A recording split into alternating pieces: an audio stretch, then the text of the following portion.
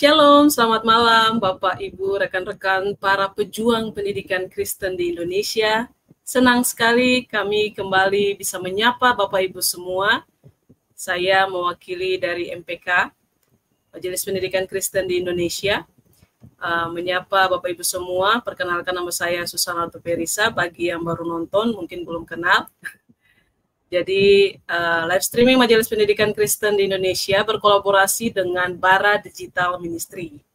Nah, malam hari ini kita akan membahas topik yang sangat menarik untuk kita pelajari bersama-sama, khususnya untuk guru-guru, dan harapannya Bapak Ibu semua bisa mengikuti dari awal sampai akhir. Kalau ada pertanyaan bisa diajukan nanti pada kolom chat YouTube maupun Facebook dan Instagram. Topik yang akan kita bahas malam hari ini yaitu guru profesional dan kompetensi guru abad 21. Nah, topik ini akan dibahas sejauh apa dan bagaimana kita bisa memahaminya. Akan dibahas oleh Dr. Wahyudi, MPD, MCI. Beliau adalah pengurus harian bidang pengembangan pendidikan Majelis Pendidikan Kristen di Indonesia. Pak Wahyudi juga adalah Ketua Wilayah 1 Pulau Jawa, Himpunan Dosen PGSD Indonesia. Pak Wahyudi juga adalah Ketua Pusat Studi 3CM Center UKSW. Pak Wahyudi juga adalah konsultan pendidikan PPKS dan juga pengurus LP3S Salatiga. Nah, Bapak Ibu, tentunya dari profil singkat yang saya bacakan tadi, kita tahu bersama, kita bisa simak bersama kalau yang akan membahas materi pada malam hari ini pakar dalam bidangnya. Maka jangan sungkan-sungkan untuk memberikan pertanyaan dan kita akan diskusi bersama-sama dengan Pak Wahyudi. Nah, sebelum saya serahkan ke Pak Wahyudi untuk penyampaian materi pada malam hari ini, kita mohon pimpinan Roh Kudus untuk menyertai dan memberkati kita. Mari kita berdoa. Bapa dalam kerajaan sorga, kami mengucap syukur untuk waktu dan kesempatan yang Engkau berikan kepada kami, di mana malam hari ini kami akan belajar melalui live streaming Majelis Pendidikan Kristen dan Bara Digital Ministry. Kami mohon hikmat, pimpinan kuasa Roh Kudus Tuhan menyertai kami semua, memimpin kami untuk bisa mengerti setiap materi yang akan disampaikan oleh hamba-Mu. Berkati hamba-Mu, Pak Wahyudi, yang akan menyampaikan materi pada malam hari ini dengan segala persiapan yang ada. Biarlah materi yang dipersiapkan menjadi berkat untuk setiap guru-guru yang mengikuti pada malam hari ini maupun pada siaran ulang nanti. Terima kasih ya Bapak. Kami menyerahkan semua media perangkat yang kami gunakan, semuanya Tuhan berkati agar berjalan dengan baik. Dalam nama Tuhan Yesus kami berdoa. Amin. Baik, Pak Wahyudi, saya persilakan. Ya, baik. Kak Susan, terima kasih ya sudah mengantarkan kita pada pertemuan pada malam hari ini. Bapak dan Ibu dan juga teman-teman yang dikasih Tuhan ya, ini satu kesempatan yang luar biasa untuk kesekian kalinya begitu ya, saya boleh berbagi dengan pengalaman yang sudah saya dapatkan dan juga praktis lapangan yang sudah saya lakukan begitu ya, menjadi seorang praktisi di dalam dunia pendidikan. Dan hari ini saya akan berbagi begitu ya tentang guru profesional dan juga kompetensi guru di abad 21. Bapak dan Ibu dan saudara-saudara yang dikasih Tuhan, seringkali begitu ya, kalau kita perhatikan guru saat ini berlomba-lomba begitu ya untuk mendapatkan predikat profesional dengan mengikuti pendidikan profesi guru, sehingga mereka akan mendapatkan sertifikat dan mendapatkan predikat profesional. Tetapi tidak semua guru mencari dan mendapatkan sertifikat itu kemudian diikuti dengan profesional yang sesungguhnya. Profesional yang nantinya diimplementasikan dalam rangka untuk memfasilitasi peserta didik belajar secara baik dan efektif sehingga mengantarkan mereka untuk mencapai kompetensi atau kemampuan yang harus dimiliki oleh peserta didik. Sehingga saya tertarik untuk melihat dan merefleksi begitu ya, bagaimana seorang guru ini betul-betul mampu mengimplementasikan predikat profesional yang mereka dapatkan dalam pembelajaran mereka sehari-hari bersama peserta didik.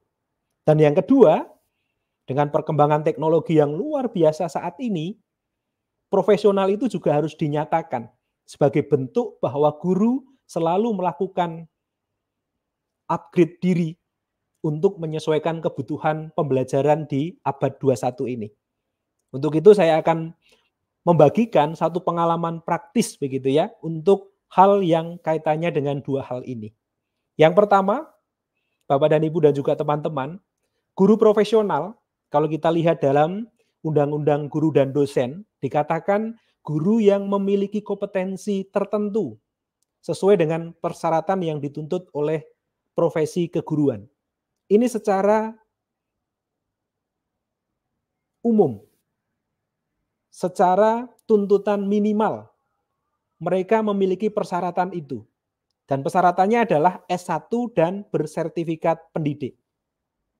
Profesional, dalam Undang-Undang Guru dan Dosen, mereka harus memenuhi 4 kompetensi ini.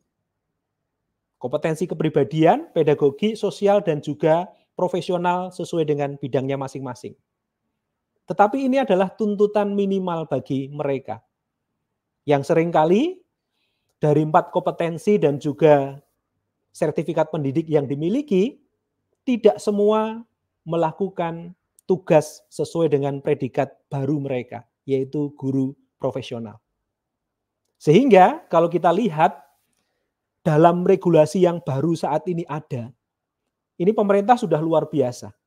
Semua data, semua manajemen pengembangan diri yang berkelanjutan dikemas dalam satu sistem yang namanya SIM PKB. Di mana semua guru bisa mengakses manakala mereka sudah masuk ke dalam SIM PKB ini. Ada satu platform baru yang disiapkan oleh pemerintah melalui Kemendikbudristek begitu ya, dalam platform yang diberi nama PMM, Platform Merdeka Mengajar. Disitulah guru punya kesempatan untuk melakukan pengembangan diri secara berkelanjutan, sehingga mereka selalu melakukan upgrade diri, sehingga mereka betul-betul mampu mengimplementasikan predikat profesional yang mereka miliki. Nah, regulasi baru ini memberikan fasilitas yang luar biasa. Mulai database-nya guru, mulai kompetensi-kompetensi apa saja yang nanti akan ada di sana, sampai semua program profesi pun ada di satu sistem ini. Jadi sangat lengkap. Dan di dalam sistem ini, ya, sudah tersedia beberapa fasilitas untuk melakukan pengembangan diri dalam bentuk pelatihan-pelatihan mandiri yang bisa dilakukan oleh seorang guru dalam rangka bertanggung jawab tentang keprofesionalannya. Nah, ini sudah tersedia di sini.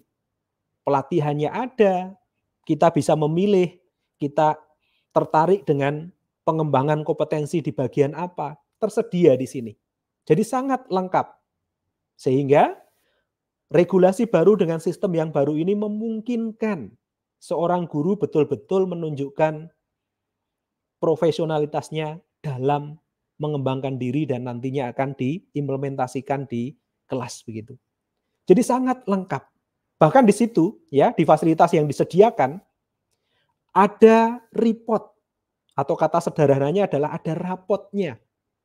Bagaimana seorang guru ini melakukan praktek pembelajaran yang disiapkan dengan baik, tersimpan semua di sana.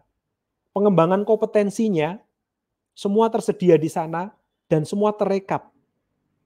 Sehingga bagi guru yang betul-betul berkomitmen untuk mengimplementasikan predikat profesional ini, maka dia akan terus mengupgrade dirinya dan terlihat dari pelatihan-pelatihan yang mereka ikuti dan ditunjukkan dalam poin yang sudah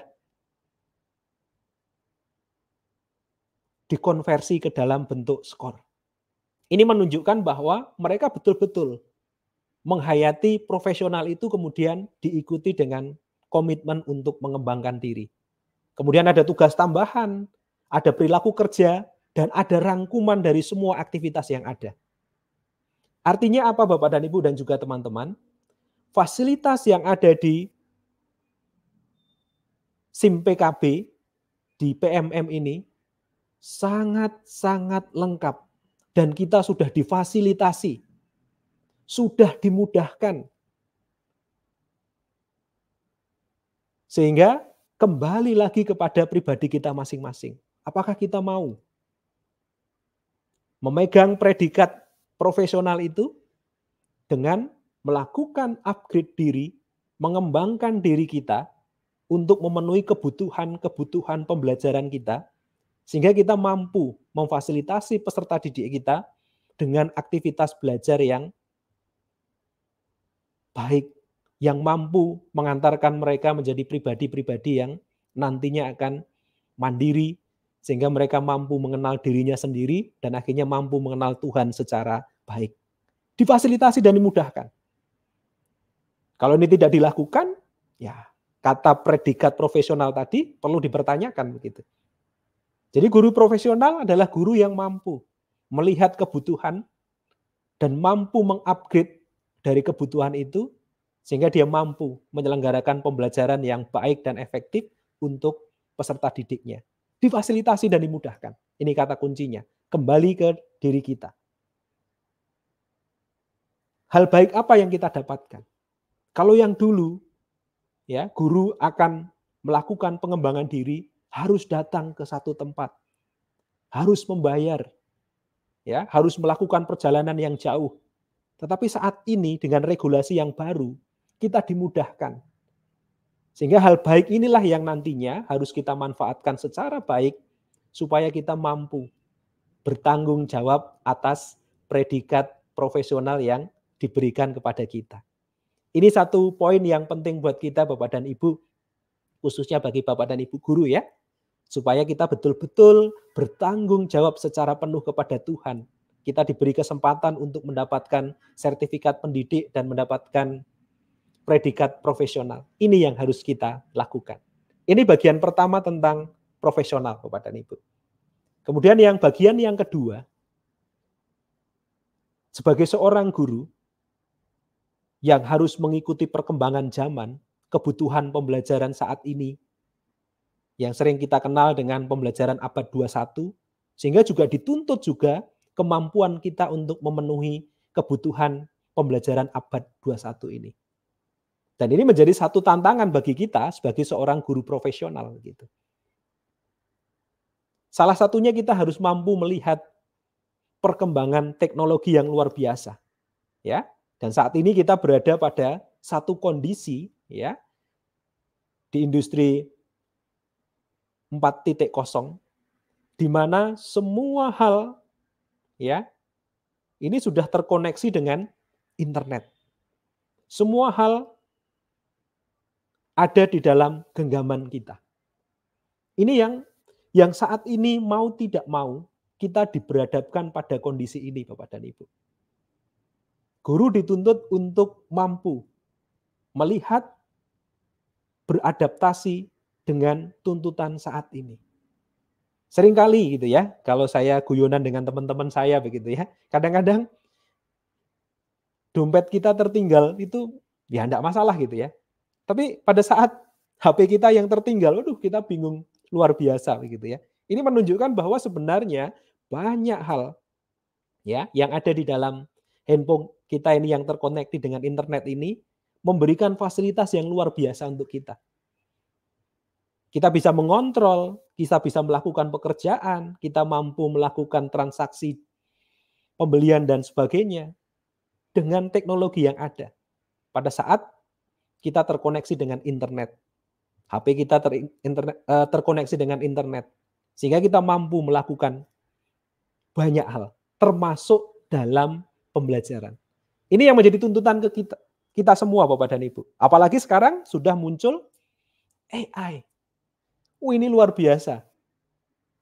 Di mana kita diberhadapkan pada satu kondisi ya, dengan adanya kecerdasan buatan ini ya, artificial intelligence begitu ya, di mana banyak hal yang bisa kita lakukan dengan AI ini.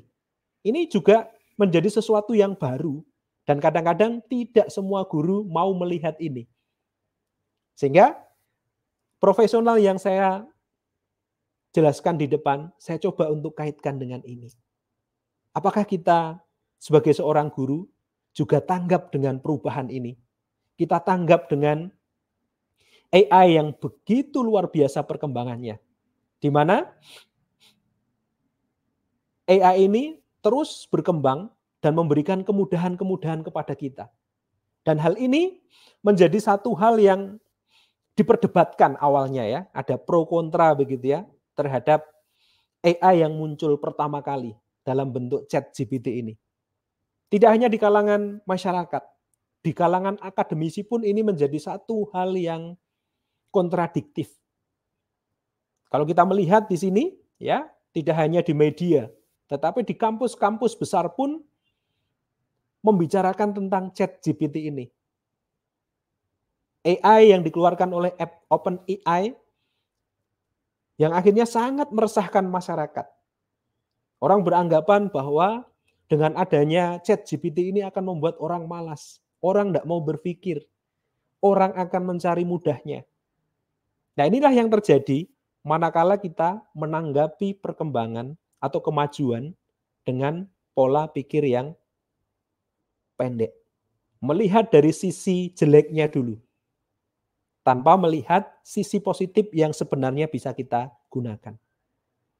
Pada saat ini muncul aplikasi ini atau AI ini diblokir, karena ini menjadi tantangan. Tapi kalau kita melihat ini sebagai peluang akan berpikir yang berbeda, begitu Bapak dan Ibu dan juga teman-teman. Ini yang sering kali menjadi perdebatan begitu ya. Makanya banyak kampus gitu ya, banyak sekolah yang kemudian memblokir ChatGPT ini. Tetapi apa yang terjadi? Diblokir, muncul kembali gitu ya, muncul kembali dan tidak hanya berhenti di sini begitu ya. Kalau OpenAI mengeluarkan ChatGPT, apa yang terjadi? Apakah Google diam? Tidak Bapak dan Ibu dan juga teman-teman. Google tidak diam melihat ChatGPT yang sudah dikeluarkan oleh OpenAI. Akhirnya Google mengeluarkan Gemini. Mengeluarkan Google Lens. Di mana dengan Gemini ini prinsipnya sama juga dengan ChatGPT. Kita minta dibuatkan soal, juga dibuatkan oleh dia. Kita minta mengerjakan soal, maka dibuatkan juga penyelesaiannya dengan runtun begitu ya, bahkan mengalahkan alur berpikirnya kita begitu ya pada saat mengerjakan soal. Google Lens juga sama. Kita foto ya, kita foto soal begitu ya, kita masukkan ke Google Lens, maka akan keluar juga penyelesaiannya. Kita menuliskan soal, dia juga akan selesaikan. Ini luar biasa perkembangan teknologi Bapak dan Ibu. Manakala guru tidak mau dan tidak mampu untuk menyesuaikan ini, maka yang muncul selalu pikiran yang negatif. Bahaya ini, bahaya ini. Tetapi inilah kemajuan zaman Bapak dan Ibu, yang kita tidak lagi bisa menolak. Ya. Dan ini terus berkembang ya. Google memunculkan Gemini, Microsoft juga tidak mau diam Bapak dan Ibu. Microsoft juga mengeluarkan Copilot. Yang prinsip kerjanya juga hampir mirip. Membantu kita. Minta ide dibuatkan bahan ajar, dia akan berikan. Mau minta dibuatkan PPT tentang hal tertentu, dia akan buatkan dengan runtun. Tolong ubahkan ya dari gambar ini kemudian deskripsikan dalam bentuk kata-kata, dia buatkan. Diminta membuatkan modul ajar, dibuatkan. Luar biasa Bapak dan Ibu, banyak hal. Ya. Banyak hal yang membuat aktivitas kita semakin dimudahkan. Dan apakah kita harus menolak ini? Ini yang perlu kita refleksikan. Apakah kita berhenti? Jangan pakai ini, tidak perlu mengenal ini. Nah, ini yang menjadi pertanyaan besar bagi kita Bapak dan Ibu. Jadi ini tantangan sekaligus peluang buat kita. Supaya kita merefleksi diri kita. Bahwa ini loh yang terjadi saat ini. Sehingga apa yang bisa kita lakukan? Apa yang harus kita lakukan? Ini yang menjadi pertanyaan besar. Karena ditutup dia akan, dan ini ternyata memberi manfaat yang luar biasa, manakala kita mampu memanfaatkan ini secara baik. Memanfaatkan ini dalam konteks yang positif, maka akan memberi manfaat yang besar. Apa yang harus kita lakukan? Ada dua pilihan Bapak dan Ibu. Kita diam, atau kita mau bangkit. Ya, kalau kita diam, maka kita akan terpuruk. Lama-kelamaan, karena kita tidak mengikuti tuntutan yang saat ini berkembang, maka lambat laun kita akan terpuruk dan akhirnya selesai, mati. Ya, tidak lagi bisa memberi dampak. Karena sudah tidak bisa menyesuaikan, akhirnya akan tersisihkan. Atau pilihan yang kedua, kita akan bangkit, kita berubah, beradaptasi. Yang semula berpikir selalu negatif, kita mencoba untuk melihat dari sisi positifnya. Sehingga pada saat kita mau berubah dan beradaptasi, maka kita akan berdampak. Perubahan yang kita miliki, perubahan yang terjadi pada diri kita, maka juga akan mengubah cara pandang peserta didik kita. Dua pilihan ini Bapak dan Ibu. Silahkan, mana yang akan kita pilih? Diam atau kita akan bangkit, beradaptasi, mengupgrade diri, dan akhirnya kita akan menjadi guru-guru yang berdampak bagi peserta didik kita. Dan mengapa harus kita lakukan Bapak dan Ibu? Kita sebagai seorang guru Kristen begitu ya. Menjadi seorang guru Kristen, mengapa kita juga harus mengikuti perkembangan zaman itu? Apakah nantinya tidak menyulitkan kita? Ini menjadi pertanyaan besar buat kita. Mengapa ini kita lakukan? Karena guru adalah teladan. Yang pertama yang perlu kita renungkan di dalam hidup kita. Kita ini teladan Bapak dan Ibu. Ya, guru-guru ini menjadi teladan yang selalu dilihat dan diikuti oleh peserta didiknya. Kalau gurunya tidak mau berubah, tidak mau berkembang dengan tuntutan saat ini, termasuk dalam dunia teknologi di abad 21 ini, ya maka jangan berharap murid kita akan berubah. Karena mereka akan meneladani apa yang dilakukan oleh gurunya. Pada saat gurunya mau berubah, maka energi perubahan itu juga akan tertular bagi peserta didiknya. Guru berubah, maka siswanya juga akan berubah. Tidak cukup diberubah, maka dia akan berbuah. Karena akan menghasilkan lebih dari perubahan yang guru alami. Karena anak-anak ini masih luar biasa. Mereka berkembang lebih cepat daripada kita. Sehingga pada saat gurunya berubah, siswanya akan berubah, dan bahkan dia akan berbuah. Ini yang menjadi hal yang menjadi catatan kita, menjadi perenungan kita, supaya kita tidak hanya menjalankan tugas mengajar, tetapi kita mampu menjadi teladan bagi murid-murid kita. Berubahlah, maka muridmu akan berubah, bahkan berbuah. Yang kedua, guru adalah pemimpin. Karena guru adalah pemimpin, maka tugas guru adalah mementori. Bagaimana kalau gurunya tidak mau berubah? Bagaimana dia mementori murid-muridnya atau siswanya? Jadi gurunya dulu. Karena dia adalah leader, maka dia akan ngelit murid-murid atau siswanya, dimentori gitu ya. Dan akhirnya mereka akan menjadi calon-calon pemimpin masa depan. Nah, ini yang harus kita ingat dua hal ini Bapak dan Ibu. Guru adalah teladan, guru adalah pemimpin. Seorang pemimpin akan menghasilkan pemimpin-pemimpin berikutnya. Salah satu yang dilakukan seorang pemimpin adalah mau berubah, beradaptasi dengan kemajuan yang ada. Mau mengubah dirinya sehingga dia mampu mengubah murid-muridnya atau siswanya, mampu mementori siswanya, mengantarkan menjadi seorang pemimpin yang luar biasa ke depannya. Dan apa saja yang perlu kita pertimbangkan dan lakukan Bapak dan Ibu sebagai seorang guru Kristen dengan dua tuntutan tadi. Sebagai teladan, sekaligus sebagai seorang pemimpin. Hal apa saja yang perlu kita pertimbangkan dan kita lakukan? Ada 4 hal sebagai seorang pemimpin yang terus beradaptasi. Menjadi seorang pemimpin yang adaptif. Menjadi seorang pemimpin yang mampu melayani. Menjadi seorang pemimpin yang betul-betul punya jiwa pelayan.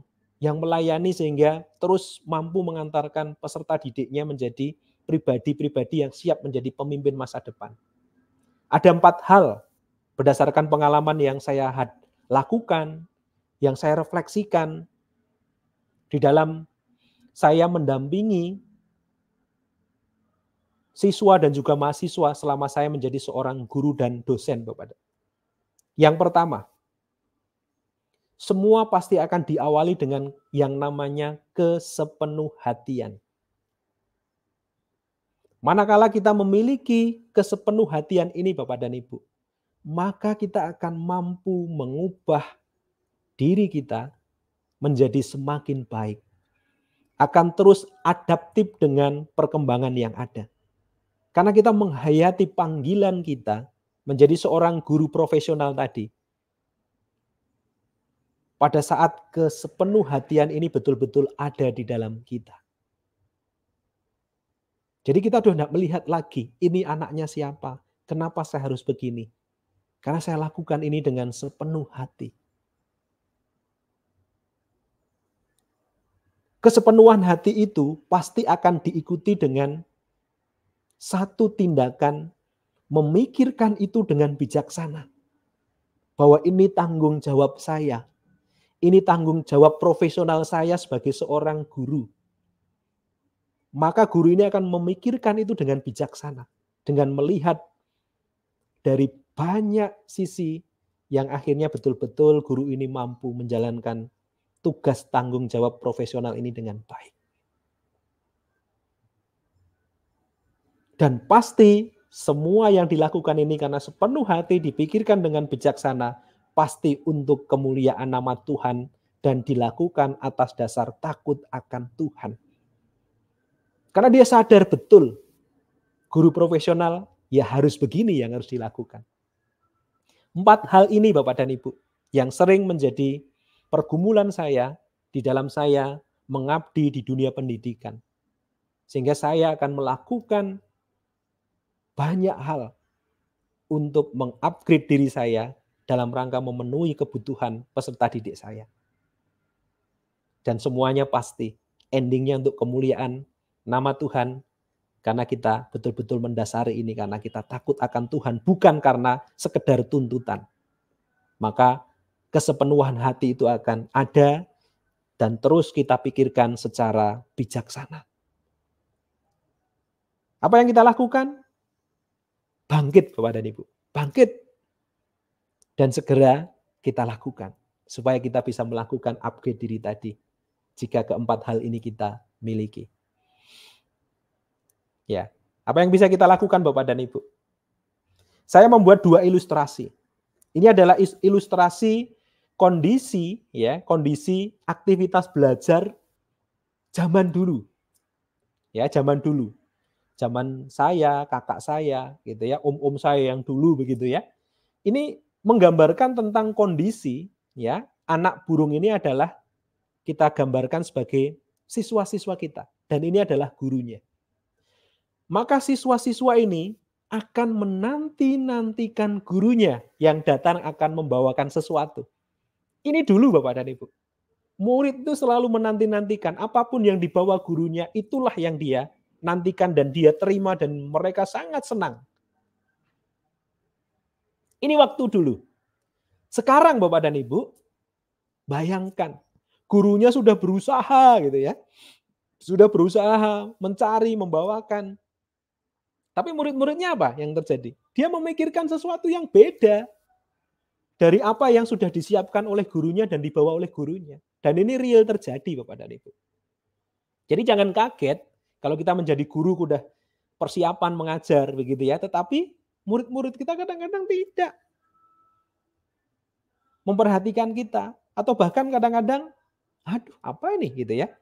Dan ini terjadi begitu ya. Saya mengalami sendiri begitu ya. Saya punya anak yang akhirnya dia tidak mau belajar, tidak mau sekolah karena menganggap guruku gitu-gitu aja. Jadi aku malas belajar, aku tidak mau masuk sekolah. Ini terjadi Bapak dan Ibu.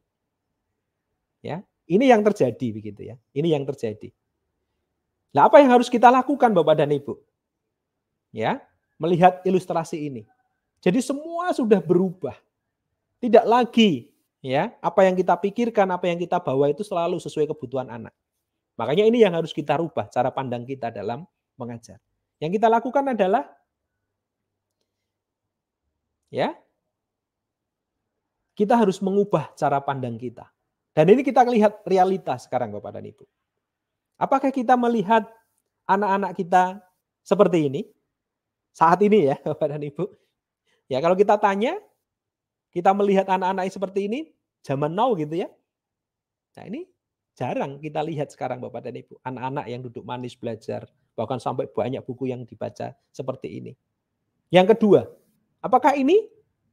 Yes. Apakah ini? Yes. Apakah ini? Yes. Ini realita Bapak dan Ibu.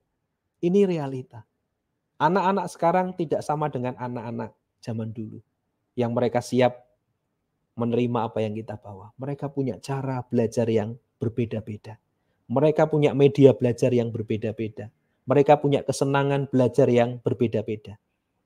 Maka yang perlu kita lakukan adalah merubah cara mengajar dan cara belajarnya.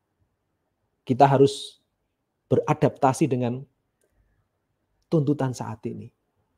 Salah satu fungsi AI adalah membantu kita, mengantarkan kita merumuskan strategi bagaimana mengajar untuk anak kekinian. Bapak dan Ibu bisa menggunakan salah satunya. Bisa pakai Copilot, tinggal dituliskan saja. Tuliskan strategi-strategi efektif untuk mengajar siswa zaman sekarang. Dia akan memberikan banyak pilihan di sana. Memberikan langkah-langkah, memberikan strategi-strategi di sana. Baru kita pikirkan dan kita pilih mana yang sesuai. Ini yang bisa kita lakukan Bapak dan Ibu. Mau tidak mau mereka sudah ke sana. Kita minta buatkan 10 topik pembelajaran tentang, katakanlah ya, mengenal tentang matematika misalkan. Buatkan 10 skenario. Ya, video tentang matematika kelas 7 misalkan, SMP. Maka AI ini juga akan membantu memberikan 10 topik dan urutan videonya harus seperti apa muncul semua di sana Bapak dan Ibu. Silakan nanti bisa dicoba sehingga kita bisa memenuhi. Bagaimana membuat ya konten-konten TikTok yang menarik yang bisa digunakan anak untuk belajar. Boleh. Dia akan memberikan juga. Dia akan memberikan cara-cara yang strategis untuk melakukan itu. Ini yang terjadi Bapak dan Ibu. Cara mengajar dan cara belajarnya harus berubah. Nah, ini salah satu yang saya coba lihat dari satu video yang luar biasa. Di mana mereka betul-betul difasilitasi, ya, belajar sesuai dengan kebutuhan mereka. Bahkan ada praktisi mengajar, mereka boleh belajar, begitu ya, dengan orang lain yang expert begitu ya, sehingga mereka tanya, kenapa saya gagal seperti ini? Maka praktisi yang berkomitmen membantu ini juga akan memberikan penyelesaian. Dan akhirnya mereka mencoba, bertanya lagi, gagal, mereka coba lagi, terus diulang, gagal, tidak masalah. Dan akhirnya mereka belajar, terus.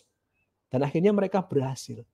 Ini cara belajar yang berbeda, tidak lagi menunggu gurunya, ya, tetapi dengan teknologi mereka bisa berkomunikasi dengan orang lain untuk belajar, untuk mendapatkan solusi dari masalah yang mereka dapatkan. Ini yang saya maksudkan. Cara belajarnya berubah, maka anak-anak akan belajar dengan cara yang baru juga. Tidak terbatas di kelas, tetapi mereka bisa meminta bantuan, bahkan berkomunikasi dengan orang di luar sana yang mereka anggap berkompeten sehingga membantu mereka untuk belajar. Ini yang menarik Bapak dan Ibu. Dan akhirnya mereka mampu. Dan ini harus dibentuk sistemnya dalam pola belajar yang ada di sekolah. Bagaimana sekolah terbuka, tidak hanya mengandalkan apa yang dimiliki di dalam sekolah, yang dimiliki oleh guru-gurunya, tetapi juga berkolaborasi ya dengan praktisi sehingga mereka dapat memfasilitasi peserta didik ini secara lebih besar sehingga mereka mampu menyelesaikan persoalan yang mereka hadapi. Ini yang terjadi Bapak dan Ibu. Tetapi ada beberapa hal yang tidak bisa dilakukan oleh teknologi yang nantinya akan membentuk hal-hal baik bagi anak-anak kita. Banyak sekali orang pinter. Tetapi pinter saja tidak cukup. Dibutuhkan orang-orang bijaksana. Teknologi, AI, mampu membuat orang pinter atau smart. Tetapi teknologi tidak mampu mengantarkan anak-anak menjadi anak-anak yang bijaksana. Nah, disinilah nanti Bapak dan Ibu yang harus kita waspadai. Kalau kita lihat di poin ya 1, 2, 3, 4, 5, 6 ya sampai dengan 7. Kalau kita mau bersaing dengan AI, ini akan sangat sulit. Nah, ini yang warna abu-abu Bapak dan Ibu. Yang biru adalah yang manusia. Ini perkiraan sampai dengan tahun 2025 begitu. Kita bicara yang pertama saja Bapak dan Ibu, tentang informasi dan pemrosesan data. Kita kalah cepat Bapak dan Ibu. Kita kalah cepat. Ini saya sudah mencoba begitu ya. Saya minta Copilot untuk mengerjakan soal dan saya mengerjakan soal juga. Kalah cepat saya. Copilot lebih cepat mengerjakan itu dengan cara yang sangat runtut. Kita tidak bisa. Ya.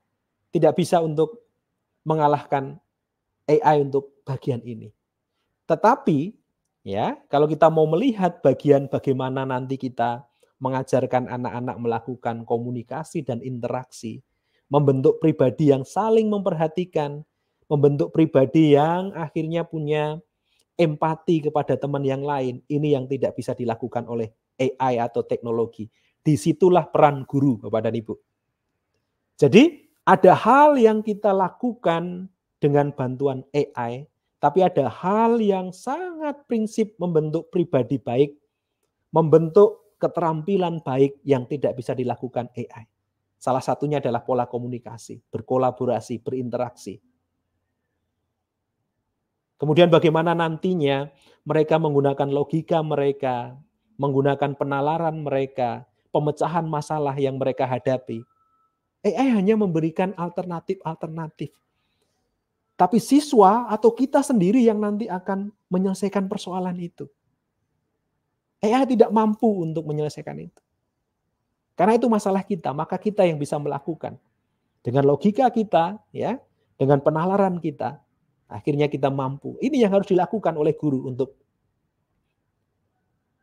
peserta didik kita. Bagaimana melakukan manajemen, melakukan koordinasi, melakukan pengembangan dan sebagainya. Itulah tugas guru yang lebih besar dibandingkan oleh AI atau teknologi.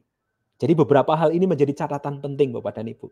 Menjadikan mereka menjadi anak-anak yang cerdas, smart, AI sangat mungkin melakukan.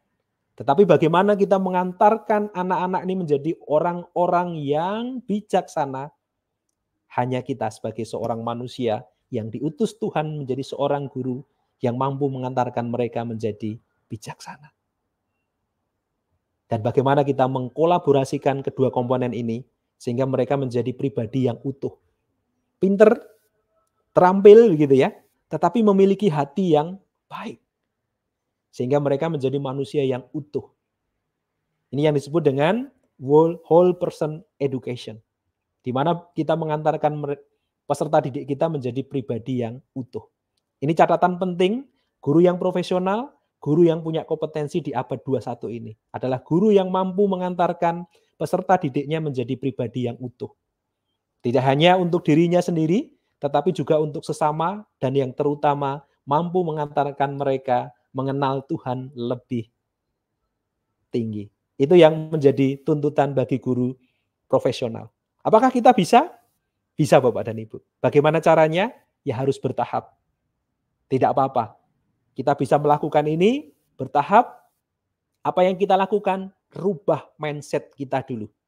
Supaya kita tidak selalu melihat hal negatifnya, tetapi kita melihat sisi positifnya yang mampu memberikan dampak yang kuat bagi peserta didik kita. Tentukan visi misi baru dalam proses pembelajaran kita, supaya kita terus diperbaharui, kita berubah, kita menjadi teladan, dan kita mampu memimpin peserta didik kita menjadi pribadi-pribadi yang betul-betul utuh dan mampu memanfaatkan apa yang dia punya untuk sesama dan juga untuk Tuhan. Caranya gimana? Upgrade diri, Bapak dan Ibu. Mulai dari hal-hal yang sederhana, ya, lakukan terus-menerus dan akhirnya akan berhasil. Selamat mencoba Bapak dan Ibu untuk terus mengembangkan diri, bertanggung jawab akan profesi kita sebagai guru yang profesional, memenuhi tuntutan abad 21 sebagai sebuah kompetensi, dan antarkan peserta didik kita menjadi pribadi yang utuh, yang mengasihi Allah dan juga mengasihi sesama. Terima kasih Kak Susan, ini yang bisa saya sampaikan. Semoga bermanfaat untuk kita semua dan Tuhan memberkati. Salam sehat dan sejahtera untuk kita semua. Terima kasih Kak Susan. Pak, terima kasih Pak Wahyudi untuk pemaparan materi yang sangat luar biasa. Bahkan pemaparan materi yang sangat aplikatif ya Pak, aplikatif, ada refleksi yang bisa juga Bapak Ibu guru bisa mengikuti bersama supaya dari materi Pak Wahyudi ini bisa jadi patokan Bapak Ibu guru bisa merefleksi diri bagaimana mengembangkan kompetensi pengajaran Bapak Ibu semua.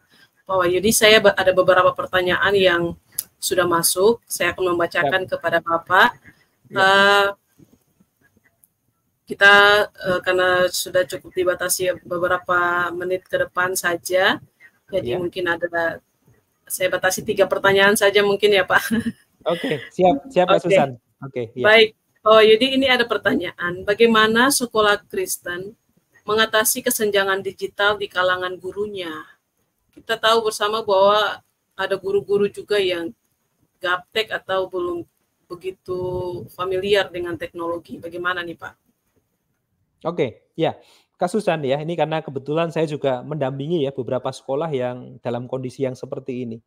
Langkah pertama yang harus dilakukan Kak Susan adalah sekolah atau guru ini harus menyadari dulu kondisinya. Bahwa kondisinya saat ini seperti ini begitu ya. Ya, jadi sadari itu dulu bahwa ada satu keterbatasan yang ada di dalam diri saya, di sekolah saya begitu. Nah, ini yang akan mengantarkan mereka akan memulai perubahan. Manakala kesadaran diri itu muncul. Setelah ada kesadaran diri, maka yang dilakukan berikutnya adalah memulai belajar dengan hal-hal yang kecil. Mau mendengar, ya, mau belajar, dan mau bergerak menuju tempat di mana dia bisa belajar gitu. Nah, ini yang seringkali sulit begini Kak Susan.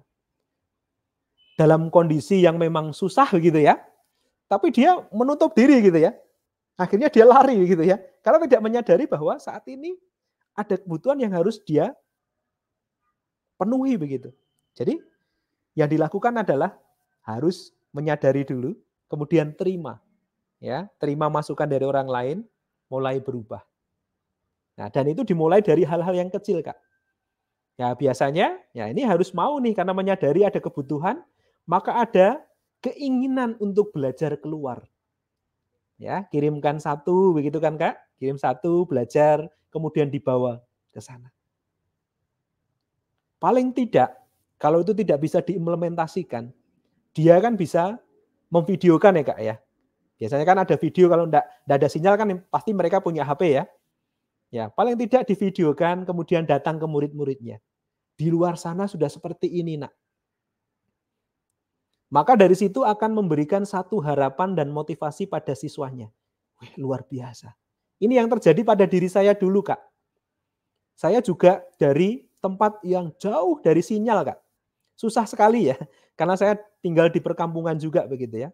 Tapi manakala ada guru saya yang memberi kesempatan saya pergi ke kota gitu, Kak.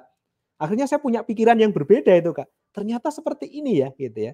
Nah, itu dari hal kecil tentang kesadaran diri dan mau berubah dan mau bergerak tadi, Kak. Ini yang harus dilakukan, Kak. Kalau tidak ada sinyal ya divideokan tadi, dilihatkan. Akhirnya peserta didiknya akan terpanggil tuh, oh berarti saya akan sekolah ke sana nanti. Saya akan berangkat ke sana nanti setelah dari sini begitu. Lah ya. Lambat laun perubahan itu akan terjadi secara masif, Kak. Mulai dari 1, 2, 1, 2 dan seterusnya, maka perubahan itu akan terjadi. Begitu Kak Susan, Baik, bagian yang pertama. Ya. baik, Pak. Terima kasih. Untuk melanjutkan dari pertanyaan itu, setelah mungkin sudah ada sekolah bisa mengatasi kesenjangan digital di kalangan gurunya, bagaimana bisa memastikan kalau semua guru itu memiliki akses yang sama, Pak? Dari mungkin sudah gurunya sudah mulai mau belajar, mau mengembangkan diri.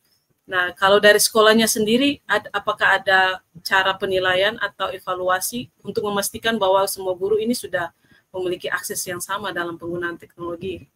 Iya, betul Kak. Jadi ini adalah komitmen bersama Kak. Ya, komitmen bersama. Kalau komitmen itu lahir hanya dari beberapa guru, tidak ada kebijakan dari sekolah, maka ini juga akan sulit berkembang Kak. Sulit berkembang, sulit untuk ditularkan. Jadi langkah berikutnya yang dilakukan adalah membuat kebijakan, Kak. Membuat kebijakan yang ditetapkan oleh sekolah. Sekolah mau berubah enggak? Ya. Sekolah mau berubah seperti apa? Dan ini menjadi komitmen bersama yang diatur bersama, dilaksanakan bersama, dievaluasi bersama-sama. Yang namanya kebijakan ada aturan kan pasti harus ada reward dan ada punishment ya Kak ya. Dalam hal ini artinya bahwa karena ini menjadi kesepakatan bersama, ya harus diberi apresiasi bagi yang melakukan. Dan bagi yang tidak melakukan, nah ini yang harus perlu didampingi begitu Kak. Jadi ini harus ada kebijakan dari kepala sekolah. Kebijakan itu akan muncul dalam sebuah sistem gitu ya. Sistem yang akan digunakan dan dilaksanakan. Baru nanti didukung dengan sarana prasarana yang ada Kak. Dan yang kedua harus kolaborasi Pak, Kak, membangun komunitas ya, membangun komunitas karena untuk sebuah perubahan tidak mungkin kemudian dalam skala besar bisa kita lakukan sendiri Kak. Perlu dilakukan kolaborasi nyata. Ini yang juga dilakukan oleh MPK begitu ya. Bagaimana MPK ini kemudian memberikan jembatan ya kepada dunia industri dan usaha begitu ya. Mereka mau terhubung dengan sekolah. Nah ini sekolah juga harus mencari komunitas-komunitas dan perkumpulan-perkumpulan seperti ini. Jangan diam begitu ya, harus mencari. Sehingga dari situ maka misalkan sekolah belum bisa menyediakan secara mandiri, maka dia bisa menggunakan yang ada di komunitas ini. Nah seperti yang ada di tadi Pak, di SIM PKB Kak, itu kan semua guru punya akses ya Kak ya. Semua guru punya kesempatan untuk melihat itu begitu ya. Karena guru yang terdaftar pasti akan bisa mengakses ke sana. Sehingga itu salah satu yang bisa dimanfaatkan. Tidak harus tergantung semua dari sekolah dulu, Kak. Perbesar komunitas, perbesar kesempatan, sehingga kita akan memberi peluang yang besar untuk berubah bagi guru-guru kita dan juga murid-murid kita. Itu yang harus dilakukan, Kak. Maka kesempatan itu lama-lama akan terpenuhi begitu, Kak. Baik, Pak. Terima kasih sangat menjawab. Memang kembali lagi kepada gurunya, Pak ya. Iya, sekolah Kak. Sudah mengupayakan, sekolah sudah mencari jalan keluar, kembali kepada gurunya. Iya. Dan guru bisa mengembangkan diri lebih baik. Saya ke pertanyaan terakhir, Pak Wahid. Iya, oke Kak. Apakah program mentoring di sekolah Kristen efektif dalam meningkatkan kompetensi guru, Pak? Oke ya, ini program mentoring ya Kak ya. Iya. Jadi salah satu cara seseorang berubah itu kan karena ada kesempatan ya Kak ya. Ada kesempatan untuk dimentori. Makanya tadi guru itu adalah pemimpin Kak. Guru itu adalah pemimpin atau leader begitu ya. Untuk dirinya sendiri, untuk teman sejawatnya maupun untuk murid-muridnya. Maka pada saat seseorang ya dimentori dan seseorang ini mau gitu kan ya, mau dan berkomitmen, maka proses mentoring ini akan memberi pengaruh yang besar bagi seseorang yang mau dimentori, Kak. Karena tidak semua orang yang dimentori itu kemudian bisa berubah. Karena memang tidak lahir dari komitmen dan keinginannya sendiri. Jadi prinsipnya adalah mementori dan yang dimentori juga berkomitmen untuk mau berubah. Maka kalau ini klop ya dari pemimpin dan yang dimentori, maka akan terjadi sebuah perubahan. Jika mentoring tidak akan berarti manakala yang dimentori ini tidak muncul keinginan untuk berubah, Kak. Ya hanya lewat saja gitu ya. Tapi kalau proses mentoringnya disambut baik dengan semangat dan komitmen yang kuat, maka proses mentoring ini akan mengubah dan mampu mengembangkan kompetensi bagi guru-gurunya. Jadi kuncinya adalah komitmen dan mau berubah. Baik, terima kasih Pak Wahyudi. Saya rasa cukup untuk pertanyaan-pertanyaan yang sudah masuk. Mungkin Bapak Ibu yang lain masih penasaran apa yang mau ditanyakan lagi, bisa disampaikan lewat kolom chat YouTube. Kita akan menyampaikan setiap pertanyaan yang Bapak Ibu sampaikan kepada Pak Wahyudi. Mungkin akan ada sesi yang berikutnya dengan Pak Wahyudi lagi, dengan pertanyaan-pertanyaan yang Bapak Ibu sampaikan, kita bisa sampaikan ke Pak Wahyudi untuk bisa dibahas mungkin ya di sesi-sesi atau pertemuan berikutnya. Terima kasih Pak Wahyudi untuk penyampaian materi pada malam hari ini. Pada akhir dari sesi ini saya minta closing statement dari Bapak dan bisa langsung ditutup dengan doa dari Bapak. Oke, ya terima kasih Kak Susan.